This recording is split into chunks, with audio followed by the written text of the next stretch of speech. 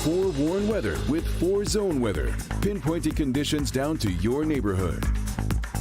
Kim Adams back to start pinpointing some of the changes in our weather that could affect your morning drive. Yeah, the morning drive especially, that's when the heaviest rain is going to fall. We also still have a little bit of melting snow, although a lot of it is already melted. So that's a good thing, because the heavy rain could really cause a lot more flooding if we hadn't had such warm weather now that already got that melting going. 46 in Detroit and in Howell.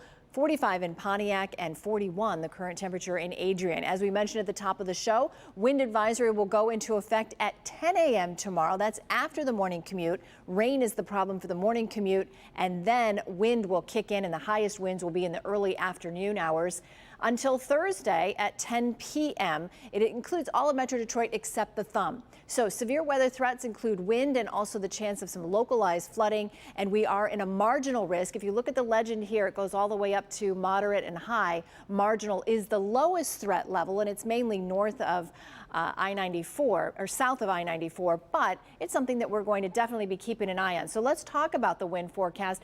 Not really that gusty in the morning hours, but as we go through 10 or 11 o'clock, look what happens. We start getting this southerly flow, and wind gusts get as high as 34 in Monroe, but lesser as you go to the north. Now, as we go through time in the early afternoon, here's Thursday at 2 p.m. Southwesterly winds gusting around 40 miles per hour in the downriver area, 36 at Metro. Could have a few isolated gusts in the afternoon and evening reaching 40, maybe even as high as 50 miles per hour, especially if you live south of Detroit. So that's going to be a concern tomorrow. But that southwesterly wind also brings in some very warm air. In fact, enough to where I think we'll at least tie and maybe even break the record for tomorrow, which is 56.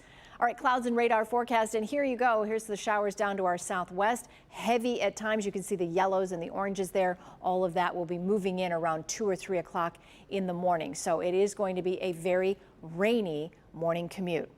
Overnight tonight will be dry until again around 2 or 3 o'clock in the morning. 34 will be the overnight low. Winds east-southeast 5 to 10 miles per hour. So the wind really doesn't start to crank up until later in the day tomorrow in the afternoon, especially as highs reach the mid to upper 50s. We could get as much as an inch of rain in a really short period of time. So thank goodness it's not cold, because that would be a lot of snow.